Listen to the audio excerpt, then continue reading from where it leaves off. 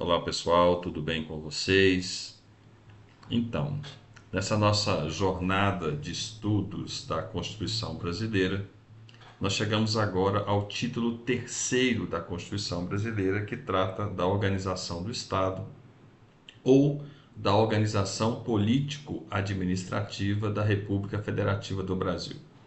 Nós já estudamos o título primeiro, que trata dos princípios fundamentais, e acabamos de concluir o título segundo, que trata dos direitos e garantias fundamentais. A partir do artigo 18 da Constituição Federal, nós temos então as normas constitucionais relativas à organização do Estado. O Estado brasileiro adota a forma federativa, conforme nós já aprendemos quando estudamos os princípios fundamentais. Essa forma federativa de Estado, ou a adoção desse princípio federativo, significa que há no Brasil vários centros de decisão ou de irradiação do poder político. E cada um desses centros de decisão desfruta de autonomia, que é a capacidade que cada um desses entes federados, a União, os estados, o Distrito Federal e os municípios possuem para gerir os seus próprios interesses a partir de uma lista de competências fixada pela própria Constituição Federal. Então, conforme disse, no título terceiro nós temos a organização do Estado ou organização político-administrativa da República Brasileira. No artigo 18 da Constituição Federal, e você pode acompanhar esse texto lendo-o na sua Constituição, está escrito assim: a organização político-administrativa da República Federativa do Brasil compreende a União, os estados, o Distrito Federal e os municípios, todos autônomos nos termos desta Constituição. Observe que a palavra autonomia, ela aparece aqui na redação do artigo 18, quando a Constituição então nos informa que cada um dos quatro entes federativos que compõem a Federação Brasileira, eles desfrutam de autonomia, conceito, portanto, que acabamos de dizer que trabalhamos lá atrás quando estudamos os princípios fundamentais. Essa autonomia que cada um dos entes federativos possui envolve quatro capacidades básicas. A capacidade de autogoverno, quer dizer que cada um desses entes federativos escolhe os seus próprios governantes que governam esses entes de maneira autônoma. A capacidade de auto-organização, cada um desses entes federativos desfruta de autonomia para estabelecer as regras básicas de sua organização e de seu funcionamento. Apenas para exemplificar, os municípios, como entes federativos, possuem a sua própria lei orgânica. Cada um dos 5.500 e tantos municípios brasileiros possui, cada um deles, a sua própria lei orgânica que ele mesmo aprovou, estabelecendo as regras básicas de organização daquele município, justamente em consequência dessa autonomia. Bom, além da capacidade de autogoverno, além da capacidade de auto-organização, ainda a capacidade de auto-administração.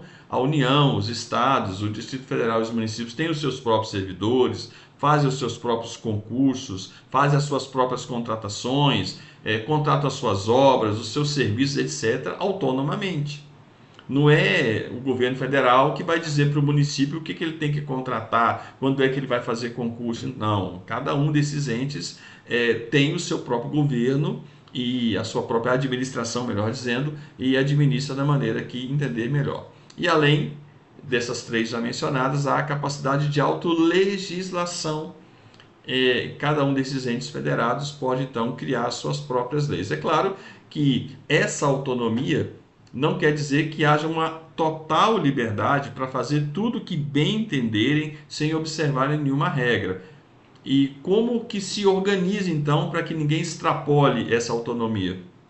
A Constituição faz aquilo que nós chamamos de repartição de competências constitucionais. O texto constitucional, a partir do artigo 20, 21 e seguintes, a gente vai falar sobre eles, o texto constitucional estabelece quem pode fazer o quê, quem é dono do quê, para que haja segurança jurídica, para que não haja nenhuma confusão na gestão da administração pública brasileira. O Pacto Federativo, então, ele é regulamentado no próprio texto constitucional a partir do artigo 18 da Constituição Federal, artigo 18 que a gente acabou de mencionar. No artigo 19 do texto constitucional, nós temos uma disposição interessante.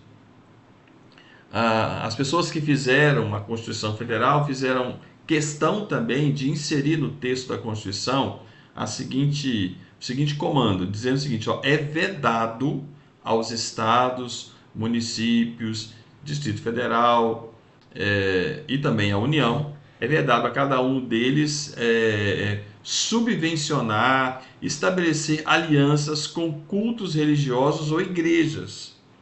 Gente, o que é esse artigo 19, inciso 1º da Constituição Federal? O que ele significa? Significa que o Estado brasileiro é o Estado laico. E o que significa ser um Estado laico? É um Estado adversário das religiões, contra as religiões? Não, ao contrário. O Estado laico é, primeiro, o Estado que não tem uma religião determinada. Então, o Estado não está vinculado a nenhuma corrente religiosa específica. Essa é a primeira característica do Estado laico. E a segunda característica do Estado laico é que o Estado precisa respeitar todas as inclinações, convicções, correntes, agremiações religiosas que haja no país de qualquer matiz. Inclusive respeitar as pessoas que não têm credo religioso algum. Por causa dessa característica laica do Estado brasileiro, o artigo 19(1) da Constituição Federal vem dizer: olha, o Estado não pode subvencionar igrejas e cultos religiosos.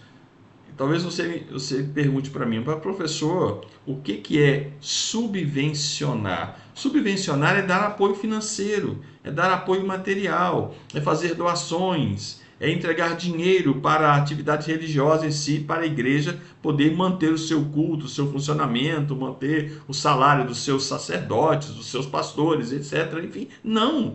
O Estado não pode fazer isso. O Estado não pode bancar a atividade religiosa no Brasil. Não podem ser utilizados recursos dos impostos pagos pela população para poder manter a atividade religiosa. Porém, cabe aqui uma ressalva interessante. Esse próprio inciso 1º fala que é admissível a aliança, o acordo do Estado brasileiro com alguma religião, alguma igreja, desde que seja para fins de colaboração de interesse público. Então, deixa eu só explicar um pouco melhor, aprofundar um pouco mais isso que estamos explicando agora. Olha, o Estado, como regra geral, não pode passar dinheiro para igrejas, para a manutenção do culto em si, da atividade religiosa em si.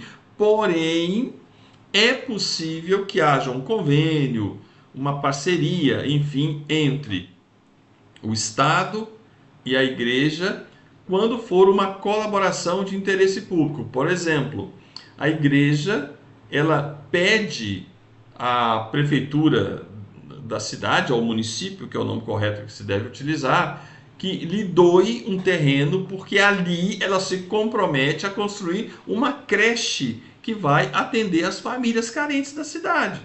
Ora, aí tudo bem, porque a atividade que ela vai desenvolver é uma atividade de interesse público, é uma atividade social, não é uma atividade religiosa propriamente dita. O que não pode, em hipótese nenhuma, é o município doar um terreno para que a igreja construa o seu templo, ou construa a casa paroquial, ou a casa pastoral. Isso aqui não pode, mas para uma atividade de interesse público, para atender a comunidade, não tem problema. A igreja, ela quer construir uma clínica para atendimento gratuito a pessoas com dependência química.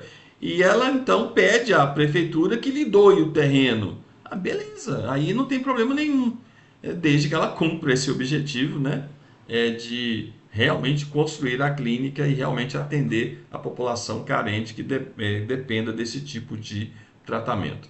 Esse mesmo artigo 19 tem uma outra vedação, é que esses quatro entes não podem recusar a fé pública dos documentos produzidos pelo outro ente. Olha, tudo aquilo que o Estado produz em termos de documento é presumivelmente verdadeiro. E eu só posso afirmar que não é verdadeiro se eu apresentar provas de que aquilo que está escrito no documento não é verdadeiro. A gente chama isso de fé pública. Então, um município de Valadares, por exemplo, não pode negar fé pública a um documento verdadeiro, produzido, emitido, expedido para uma outra prefeitura, como de Patinga, sei lá, qualquer outra cidade, Taberinha, Mantena, enfim, qualquer outra, Belo Horizonte, Rio de Janeiro, enfim, não pode. É uma forma de garantir o respeito entre os entes federados. E há uma terceira vedação, falamos de duas até agora, uma na questão religiosa, porque o Estado é laico, o Estado não pode bancar a atividade religiosa. A segunda, que eu não posso recusar fé a documentos públicos emitidos pelos outros entes federativos.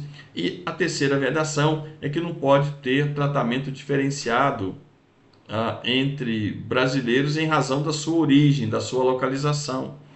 Eu vou fazer um concurso na minha cidade, eu não posso dizer que eu não aceito candidatos que sejam sulinos, do sul do Brasil, ou que sejam nordestinos, ou que sejam sudestinos, porque são do sudeste. Não, não, não posso.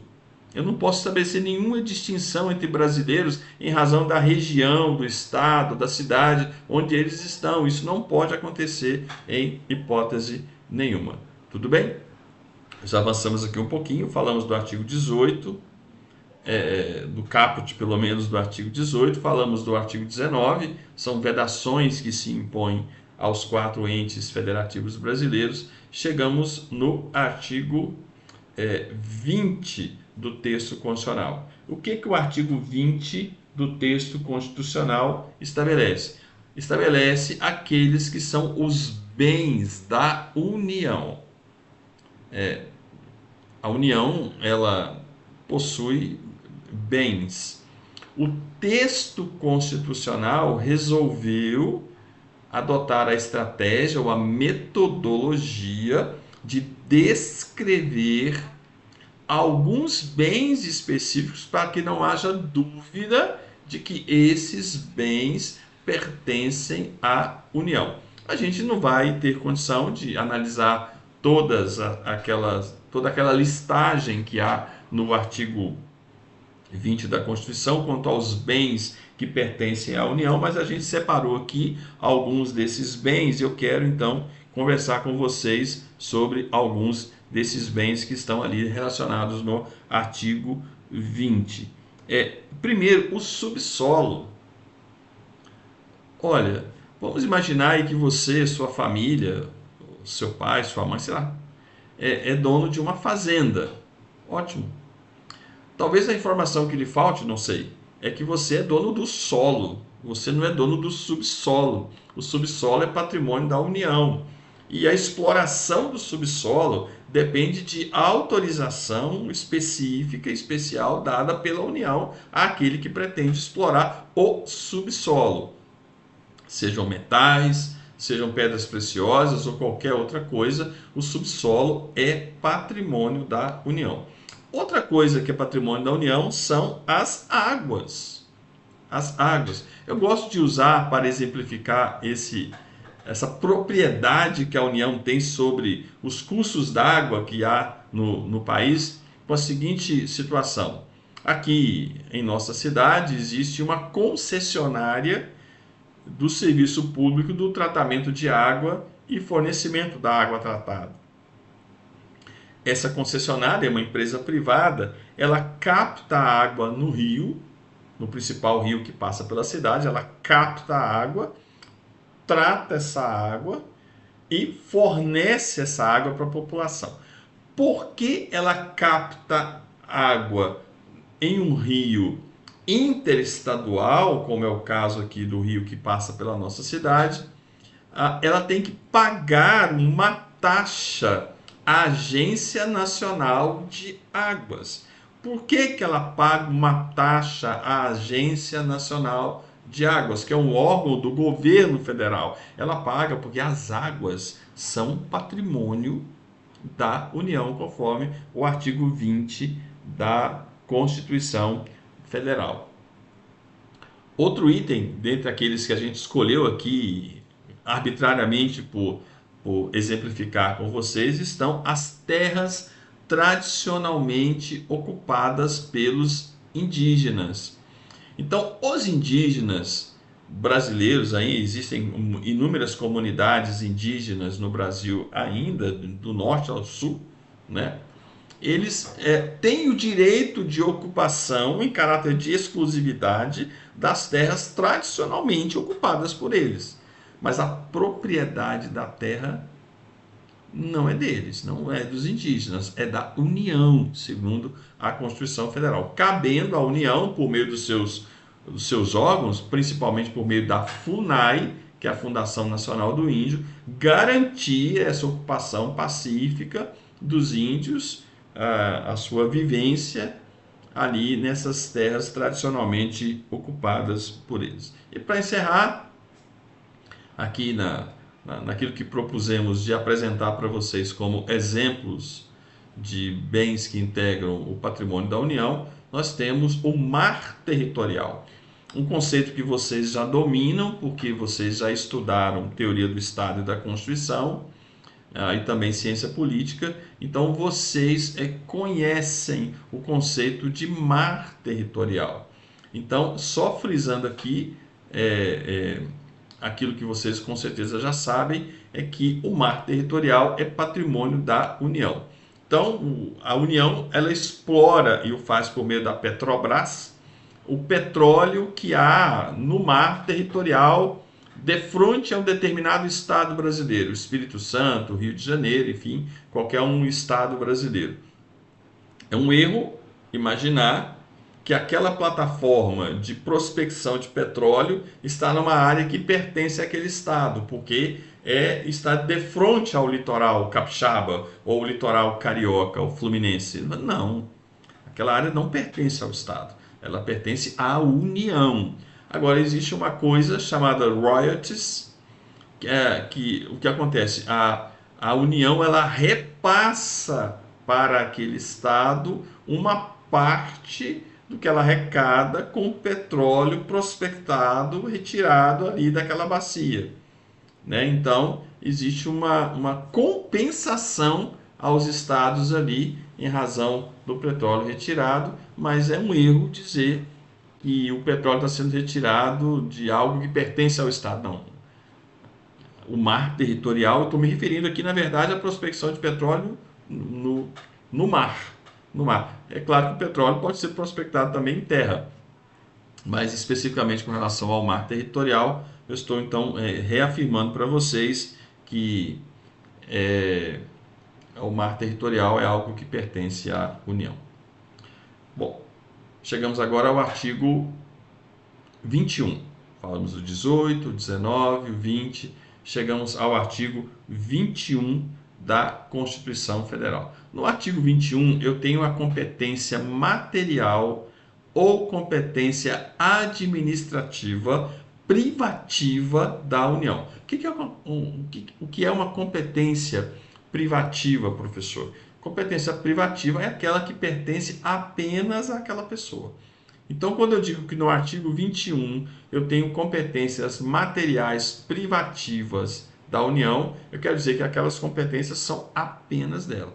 Estados não podem fazer, Distrito Federal não podem fazer, municípios não podem fazer, apenas a União. E competência material, professor? O que é competência material? Competência material é também chamada de competência administrativa, ou seja, são competências que se referem ao agir da administração pública na execução de políticas públicas, na área de saneamento básico, na área de saúde, de educação, de proteção do meio ambiente, de moradia, geração de emprego, enfim. Há competências administrativas ou materiais que são privativas da União segundo a Constituição Federal. E essas competências estão ali no artigo 21 da Constituição Federal. Conforme eu havia anunciado para vocês, eu vou pedir a você uma gentileza, né? Que você responda para mim a seguinte pergunta: o que é a autonomia do ente federativo e quais são as 4 capacidades que essa autonomia confere a cada um dos entes federativos? É uma forma de você participar efetivamente dessa aula e demonstrar para o professor que você participou. Voltando então ao artigo 21 do texto constitucional, nós temos ali listados assuntos, matérias, competências que são apenas da União. Eu vou só listar alguma delas. Declarar a guerra e a paz. Olha, um Estado membro não pode declarar guerra a um outro país. Imagine aqui o Mato Grosso do Sul, que faz divisa com o Paraguai, por exemplo. Ele não pode, por nenhuma razão, colocar a sua polícia militar para guerrear com o exército do Paraguai. A declaração de guerra é ato privativo da União por meio do presidente da República ouvido o Congresso Nacional. Então é só um exemplo que eu dou. Emitir moeda, da mesma forma, existe a Casa da Moeda. A Casa da Moeda é uma entidade federal, do governo federal, que pertence à União e portanto, apenas essa Casa da Moeda e, portanto, a União só ela pode emitir dinheiro, emitir moeda, né? Notas de 200, de 100, enfim, moedinhas mesmo, enfim, somente. Municípios não podem emitir moeda, estados não podem emitir moeda de jeito nenhum. É privativo da União também, privativa, a competência para o serviço postal. O serviço postal. Eu gosto de dar esse exemplo do serviço postal porque houve uma discussão durante muitos anos no Brasil e eu acabei participando como advogado de alguns processos judiciais relacionados a isso. Durante muito tempo o Correio defendeu o ponto de vista que a entrega de encomendas também era privativa dele. Mas o Supremo Tribunal Federal já há algum tempo entendeu que não, que a competência privativa da União por meio dos Correios é apenas com relação a correspondências, não a entrega de encomendas, como hoje acontece aí por essas empresas como Shopee, Amazon, que entregam, enfim, não tem nenhum problema, isso não é privativo da União, tá? Entrega de encomendas, mas somente, melhor dizendo, a questão das correspondências, beleza? Bom, enfim, são exemplos que a gente tem para trazer quanto às competências materiais da União. Bom, além das competências materiais, a União possui também competências legislativas privativas. Ou seja, há algumas matérias que somente a União pode legislar sobre elas. Apenas a União. E elas estão no artigo 21 do texto constitucional. Direito penal, direito civil, direito processual, direito do trabalho, direito eleitoral, diretrizes e bases da educação nacional, trânsito e transporte, normas gerais de licitações e contratos administrativos. Então, para que não haja confusão na produção legislativa no Brasil, já que municípios podem fazer leis, estados podem fazer leis e Distrito Federal pode fazer lei também, o que a Constituição de cara faz? Bom, temos assuntos aqui que só a União pode fazer lei. Ninguém mais pode fazer. É uma forma também de garantir que haja uma segurança jurídica, uma estabilidade jurídica com relação a regras. Imagine se no Brasil cada estado pudesse legislar como bem entendesse sobre divórcio, que é direito civil, né, direito de família, ou sobre crimes, e não houvesse uma lei unificadora nacional sobre crimes e as penas correspondentes, que no caso é o Código Penal. Então, por essa razão, a Constituição vem e estabelece hipóteses em que apenas a União pode legislar. Isso no artigo 22 do texto constitucional, né? Penso que se eu mencionei o 21, esqueça. O 21 é competência material. No artigo 22, eu tenho a competência legislativa privativa da União. E nesse processo nosso de diálogo e de participação sua, você me responde agora uma segunda pergunta, por gentileza. Qual é a diferença entre competência material e competência legislativa no texto constitucional? Tá bem? Vamos lá, vamos em frente então.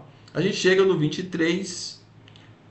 No artigo 23, eu tenho a competência material comum. São aquelas obrigações que a União tem, o Estado tem, o município tem e o Distrito Federal tem. Os quatro têm que fazer, não é só a União. Só a União pode emitir moeda, só a União pode declarar guerra e paz, só a União pode fazer uma série de coisas, mas aqui no 23 eu tenho coisas que os quatro têm que fazer. Por exemplo, ações com relação à saúde pública. Os três têm que fazer. Questões como a proteção ao meio ambiente, os quatro têm que fazer, né? Os três níveis, são 4 entes em 3 níveis, né? Os 4 entes precisam fazer, beleza, combate à pobreza, apoio à pessoa com deficiência. São questões que estão lá listadas, relacionadas, depois você confere lá no artigo 23 da sua Constituição, são atividades, tarefas que competem aos três. Não é apenas o município, não é apenas o Estado, não é apenas o governo federal, e tem um quarto na história ainda que é o Distrito Federal, é obrigado da mesma forma a fazer aquelas coisas que ali estão. Vamos lá, só para lembrar, artigo 20 são os bens da União, 21, competência material privativa da União, 22, competência legislativa privativa da União, 23, competência material comum da União, dos estados, do Distrito Federal e dos municípios, e a gente chega agora no artigo 24, que é a competência legislativa concorrente. Ou seja, aquelas matérias que podem ser objeto de lei aprovada pela União, pelos estados e pelo Distrito Federal. Observe que o município não está no artigo 24, em termos de competência concorrente. Concorrente quer dizer paralelo, simultâneo, ao mesmo tempo. Por exemplo, matéria tributária. Matéria tributária se refere a tributos, se refere a impostos, taxas e contribuições que o Estado cobra da gente. Então a gente paga imposto de renda, ICMS sobre os produtos que compramos, pagamos IPTU sobre a nossa casa, enfim. Pagamos taxas, como a taxa de coleta de resíduos sólidos, conhecida indevidamente como taxa de lixo, né? Pagamos contribuições, como a contribuição para o custeio do serviço de iluminação pública que vem cobrando lá na sua conta de energia. Confere lá, tem uma contribuição para o custeio do serviço de iluminação pública, enfim. A legislação sobre essa matéria tributária, ela pode ser feita pela União, ela faz por meio do Código Tributário Nacional, pelos estados e pelo Distrito Federal também, cabendo à União, nesse caso, estabelecer as normas gerais. As normas gerais de abrangência geral são estabelecidas pela União. Os estados e o Distrito Federal estabelecem normas específicas para atender às peculiaridades daquele estado e do Distrito Federal. Então eu tenho ali no 24, no artigo 24, a matéria tributária, matéria orçamentária, orçamento, os entes públicos, municípios, tá? Enfim, esses entes federativos que a gente tem conversado, eles têm o seu orçamento anual, eles têm a sua lei de diretrizes orçamentárias, o seu plano plurianual, enfim. E só que as regras sobre isso são estabelecidas pelos três simultaneamente. Repito, a União estabelece as normas gerais. Também direito penitenciário, sistema prisional, eles têm competência concorrente para legislar. O direito urbanístico, como por exemplo regras sobre loteamento, eles têm também competência concorrente, sempre frisando na competência concorrente, o papel da União é estabelecer normas gerais. Beleza? Chegamos no artigo 25 para falar do Estado. O Estado. O que diz o parágrafo 1º do artigo 25 da Constituição Federal? Diz assim: são reservadas aos Estados as competências que não lhes sejam vedadas por essa Constituição. O Estado possui a chamada competência residual. A competência residual. Resíduo por quê? Resíduo é o mesmo que sobra, né, professor? É isso mesmo. Como é que eu imagino, como é que eu penso essa competência do Estado? Eu olho o que é competência da União, que é só dela. Eu olho o que é competência do município, que a gente vai ver na sequência, o que é do município. O que sobrar é do Estado. Por isso que eu chamo de competência residual. Quais são as competências vedadas ao Estado sobre o que ele não pode legislar? Justamente as competências que são da União e as competências que são do município. Então, o Estado legisla sobre o restante. É interessante que o texto constitucional, por uma questão de escolha do poder constituinte, das pessoas que redigiram a Constituição, o texto constitucional fala que o Estado ainda pode explorar em caráter de exclusividade. Ele pode explorar o gás canalizado. Se você anda aqui na BR-381 sentido Belo Horizonte, você vai ver as margens, placas de canalização de gás. Você não pode furar na margem, porque você corre o risco de liberar um duto de gás canalizado. Daquele é o Estado. Apenas o Estado que pode explorar gás canalizado. É o Estado que pode criar regiões metropolitanas, como a região metropolitana de Belo Horizonte, a região metropolitana do Vale do Aço.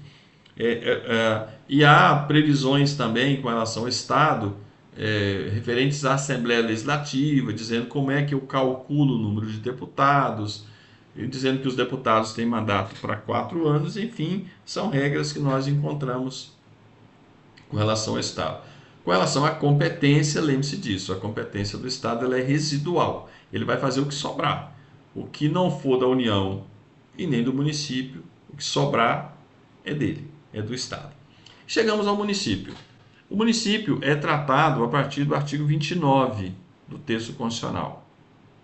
O 29 fala que os municípios serão regidos por suas leis orgânicas, é a capacidade de auto-organização do município. Cada município brasileiro são, salvo engano, 5.568. Cada um deles tem a sua própria lei orgânica que ele mesmo aprovou. E é o que diz o 29. Então, cada município será organizado com base na sua própria lei orgânica. Lei orgânica essa que deverá obedecer os preceitos da Constituição Federal e da Constituição daquele estado onde o município se localizar. No artigo 30, eu tenho as competências do município. E as competências dos municípios são, primeiro, legislar sobre assunto de interesse local. É competência do município legislar sobre assunto de interesse local. O que é assunto de interesse local? Bom, é aquele que interessa mais intimamente a comunidade aqui de vizinhos, que é um dos nomes que se dá ao município, uma comunidade de vizinhos. Então, por exemplo, funcionamento do comércio, horário de funcionamento do comércio, é o município que estabelece regras sobre comércio ambulante, regras sobre placas de publicidade, tipo outdoor. São Paulo, cidade de São Paulo não pode ter outdoor. Quem definiu? Uma lei municipal de São Paulo, que não admite mais outdoor na cidade, por causa de poluição visual. Então são questões aqui do dia a dia, do bem-estar da população local, segundo a Constituição Federal, é assunto de interesse local e é o município que cria a lei. O Estado não pode criar lei sobre isso. A União não pode criar lei sobre isso. sobre assuntos que são de interesse local, como esses que eu mencionei: horário de funcionamento do comércio, comércio ambulante, questões de poluição visual local, questão de sons e ruídos. Por exemplo, aqui na nossa cidade há uma lei que proíbe fogos de artifícios que soltem som.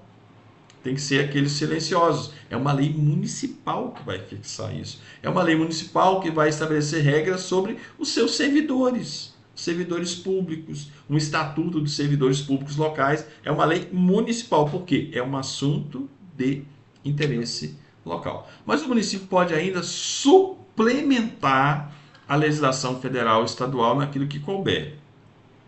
Suplementar significa que há na legislação federal e na legislação estadual alguma deficiência. Elas são deficitárias para atender a alguma peculiaridade da realidade local. Aí, nesse caso, o município pode fazer uma lei que não pode contrariar a lei federal, desde que a lei federal realmente possa tratar do assunto, ou a lei estadual, não pode contrariar, mas pode tratar de um detalhezinho que não tinha nem como a lei federal tratar, porque ela não conhece a realidade daquele município. Então, existe essa competência suplementar. Eu tenho ali no artigo 30 ainda algumas previsões, por exemplo, dizendo que o município ele que institui os serviços públicos de interesse local, como, por exemplo, o serviço de transporte coletivo urbano, é serviço público, né, municipal, transporte coletivo urbano de passageiros. O município pode explorar diretamente ou ele pode fazer uma concessão, como é o caso aqui da nossa cidade, que existe uma concessionária, uma empresa privada que é concessionária do serviço público de transporte coletivo urbano de passageiros. É o poder público que define o valor da tarifa que é cobrado, onde é que os ônibus têm que passar, quantos ônibus precisam ter, se os ônibus vão ter ar-condicionado ou não, porque o serviço é público e está sendo explorado por uma empresa privada e por conta e risco dela, mas as regras básicas da qualidade do serviço, da segurança do serviço, do valor da tarifa, quem define isso é o próprio poder concedente, o poder público, porque é um serviço público, inclusive municipal, segundo a Constituição Federal. Serviço público de coleta de resíduos sólidos, que é o lixo, o serviço público de esgotamento sanitário, quando você joga esgoto na rede, é um serviço que está sendo prestado para recolher o esgoto que você está produzindo na sua casa, né? Enfim, e tudo é serviço público. Quem organiza? O município. Inclusive pode cobrar ou não por esse serviço, né? Eles podem ser gratuitos, mas normalmente não são gratuitos, normalmente são cobrados através de taxa ou de contribuição, como por exemplo o serviço público de iluminação pública, né? A luz do poste, aquilo é um serviço que está sendo prestado pelo Estado para você, para manter iluminada a sua rua, por questões até de segurança. É um serviço público que pode ser cobrado ou não, normalmente é cobrado, né, esse serviço por meio da contribuição, conforme dissemos há pouco, para o custeio da iluminação pública. Bom, eu tenho o Distrito Federal, para fechar, lá no artigo 32 da Constituição, e estamos tratando aqui da repartição de competências, para você entender como é que a Constituição Federal fez essa divisão de competências para que não haja confusão. E o que diz o artigo 32 da Constituição com relação ao Distrito Federal? Diz que o Distrito Federal possui as mesmas competências dos estados e dos municípios. A gente chama de competência híbrida do Distrito Federal. Ele possui competências idênticas aos municípios e competências idênticas ao Estado. Para você ter uma ideia, o Distrito Federal tem lei orgânica, como os municípios. O Distrito Federal é onde está situada Brasília, a capital federal. Mas não é só Brasília, né? Eu tenho Gama, Taguatinga, que são chamadas cidades satélite, elas integram o Distrito Federal. Então ele tem uma lei orgânica, a exemplo dos municípios. Mas ele tem governador, e não prefeito, ele tem governador a exemplo dos estados. Então ele tem competência híbrida. Ele pode legislar sobre assunto de interesse local, como os municípios, mas ele está na competência concorrente com a União, lá do artigo 24, porque ele se assemelha ao Estado também. Bom, em linhas gerais é o que a gente tinha por enquanto para passar para vocês. Entendo que é interessante que vocês tenham conhecimento disso aí. Como uma última participação, respondam para mim o que pode ser considerado assunto de interesse local para fim de definição da competência legislativa do município, tá bem? A gente se encontra em breve, espero que essa aula tenha sido produtiva e interessante para cada um de vocês. Um grande abraço, fiquem com Deus.